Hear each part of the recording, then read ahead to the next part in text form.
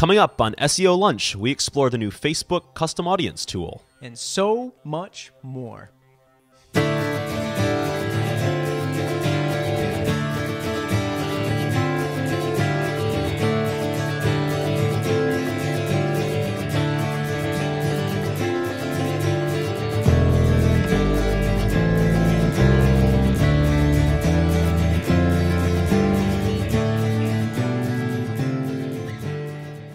Hey everyone, welcome to another episode of SEO Lunch. I'm your host, Matt. And I'm Dan. Dan, it's a pleasure to see you on this beautiful spring day. Beautiful. The sun's out. The birds are finally starting to chirp again. What is this show all about? This show is all about brand new SEOers, web marketers who want to learn a little bit more. We take the top 10, sometimes, stories from inbound.org, smash them together, get the best of the week, regurgitate them back out to you for your wonderful lunch so that you can pick up on some of these awesome web strategies. Just like the birds. Just like the birds. Do subscribe, slocumstudio.com/subscribe. Hit subscribe in YouTube. Absolutely. And what we're going to talk about today, Concept of the week. Concept of the week is going to be bounce rate tracking, how to, and this comes from the article, Double Your Leads Instantly with the Simple Evergreen Tweak from Garrett Moon from Today Made on kissmetrics.com.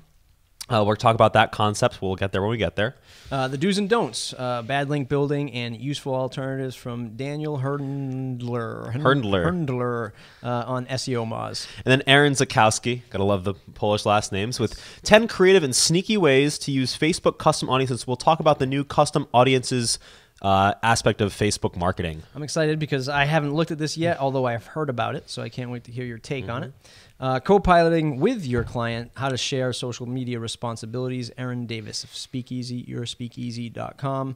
How do you manage the responsibilities of social media when you are managing another client? We're going to jump off in the different track and talk about how you should price your product online. If it's software or e-commerce downloads, the most attractive pricing model you can pursue, and that's from How Should One Go About Pricing Their Software Product from Hiten Shah on Quora. And the top 100 websites for bloggers. This is our resource of the week. Should be really fun. Absolutely, but let's jump right into it. Let's dive right into this doubling your leads with Evergreen. Simple Evergreen tweak. Sure. So a concept in search engine optimization that you may be familiar with is bounce rate.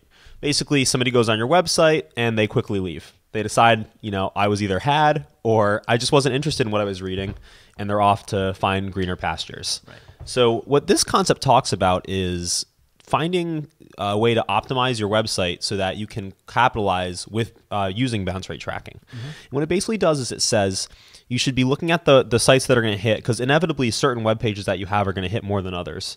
It happens to be something that people are looking for, and you linked it just the right way. We'll get more into linking in a bit. But they got on your website and they get to that web page and they leave.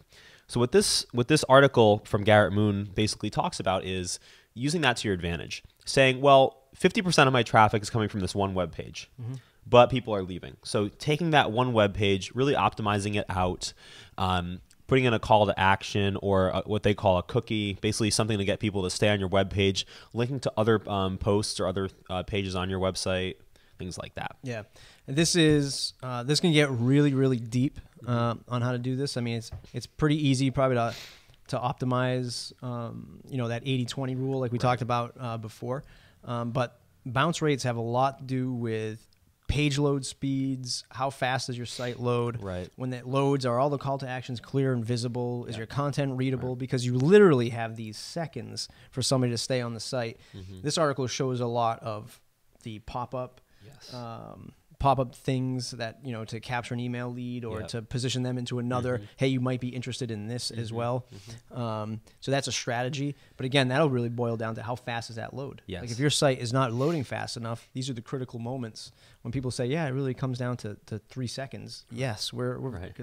Think about how long you will look at a web page. If you see white space for 5 seconds, you're like, okay, I'm out.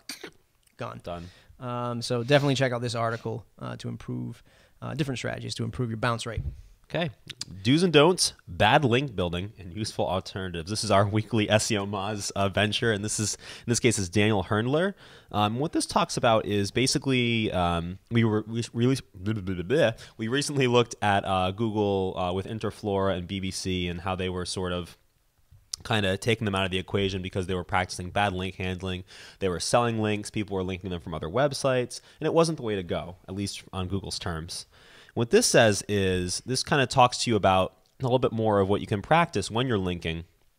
And these are pretty simple. These aren't too crazy in the coding department, especially if you're using WordPress. These are all options that are just given to you as you start writing your post or page. They talk about anchor text, no follow links, and another great takeaway is separating your social presence from your website. So having certain content on your website and then linking to it from other content on your social media page. Right. And there's some great tips in here for actually doing anchor linking, what things you should do and should not do. It's tough because this is good for manual links that you're building somewhere else, like either directories or social profiles or guest blogging or that kind of thing. A little bit harder if you're doing outreach link building because you have to actually tell the person, please make sure that when you anchor text my link to my homepage or my internal page that you use this text. Right. So it's a very fine balance, but that's why links are so important, and that's why you have to do the due diligence to get it done right. Absolutely. Now let's talk about some custom audiences. So Facebook recently created a new venture for business accounts or business pages on Facebook, and what it's called is custom audience. And what it basically allows you to do is it allows you to sort of target certain types of people via email or via interest, things like that, gender, stuff like that. I think it's a great solution or answer to people who are bummed out when, I have 2,000, followers and I can only reach out to, let's say 300 at a time with this ad or that ad. So now you're actually building these audience lists and then turning to promote to them. Yes. Very good. It's really cool. And this guy says 10 creative and sneaky ways. In fact, in the article, he even says, some of these methods you might not want to use because they may be illegal or they may not be kosher, basically. But it gives you some good food for thought. One thing I really thought was cool is, again, separating social from your website presence. You can actually involve your email subscription list in here. So he looks at it from two different perspectives. You could take that user base. Let's say you have 300, 400 people on your subscription list from your website. People have subscribed. They like your stuff. And then what you basically do is you take it and you put it here. And then you can market that stuff to them again.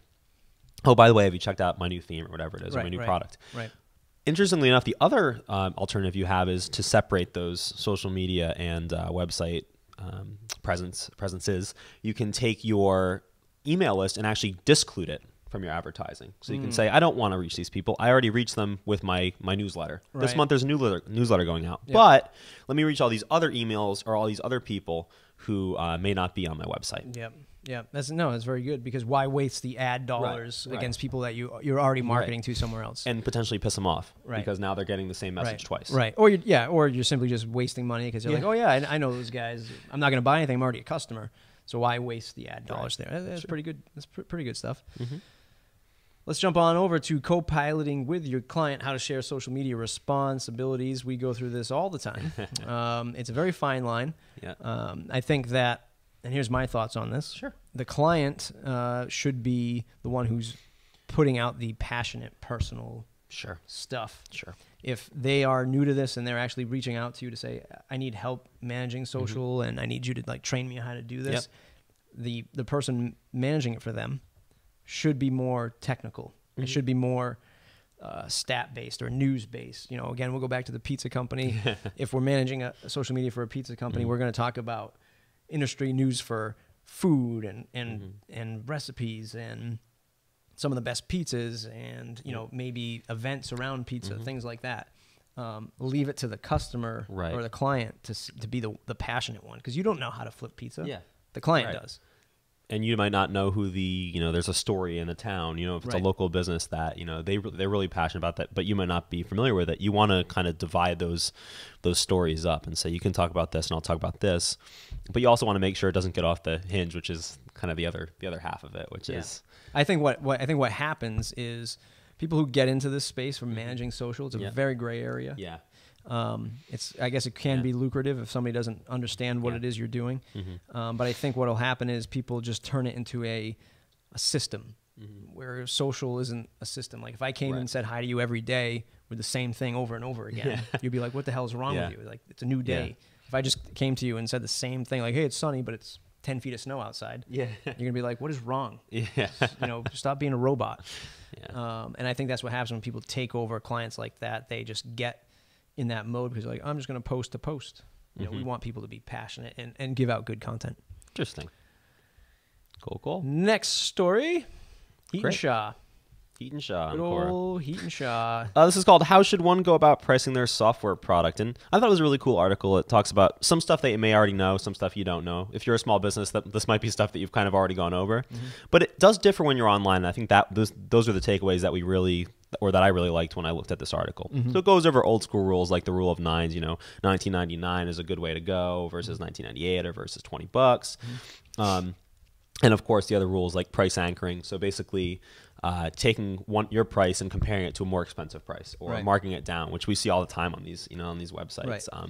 Of saying, okay, well, this is this value, but you're getting it for this. Right. Rule number 5 is my favorite: double your prices. Yeah. He says that every software company starts out this way, or freelancer. Well, and he says you seriously underestimate yourself. Yeah. Because in your head you're saying, I'm new to this. I'm new to the business, right? I'm new to the business side. You're not new to whatever particular skill because you already have this great skill. That's why you're doing the business. Right. That's why you're doing the business. So a lot of people go, okay, I'm not going to charge as much as I really should. You should double your prices, because if you're doing quality work and you're really passionate about the space that you're in, you should be paid well for that, right? Yeah, and chances are good that, that this rule exists for a reason. Chances are good that you're probably charging half of what you should be for what your service is worth. Right. It's not that's more in a more objective sense than a subjective sense. So if somebody's comparing you to somebody else doing some price shopping, they might say, why is Dan half the price of XYZ? Yeah. So you know what? I'm going to say forget XYZ. I'm going to go with Dan because he's half the price. So I'm gonna really beat him up because he obviously he doesn't know what he's doing, right? Right. Because the other guy's charging me 3 times as much. Dan's only charging me a third. Maybe I can get even a better deal with Dan, and get 80% of what I was looking for at a really low cost. Right. Resource page of the week. Top 100 websites for bloggers, and this is interesting. It's sort of a hodgepodge of different articles. At the top of the page, they actually give you a directory list so you can look through the different resources they have. Right. But a couple of the major costs, we have statistics pages like Google Analytics, hosting websites, places to get good photos or to look at how to set up your photos and things like that, manage them. Different blog sites like our favorite, WordPress, of course. Yep. And then other social networking tools, social networking websites themselves, things like that. Like just a great jumping off point, new ventures for your business if you want to look at different websites. Yeah, and categorize how they categorize them for the SEO and everything like that. The ad buying, I think that they probably missed one, so I make it 101 and go to buysellads.com for advertising and affiliate systems. I think that's another great site to add along with that. Cool. So, without further ado, we thank you for watching the show. We'll keep back doing this every week, taking some of the best stories of inbound.org, helping you out with brand new SEO, or if you're just brand new to web marketing. That's what we're here for. We want to hear from you. So far, it's been thumbs up. We haven't got too many thumbs down.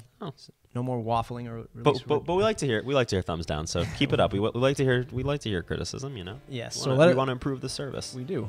So let us know what you want to hear about. If you have any questions about the show, leave it in the comments. Hit subscribe. SloganStudio.com/subscribe. Thanks everybody. Thanks guys.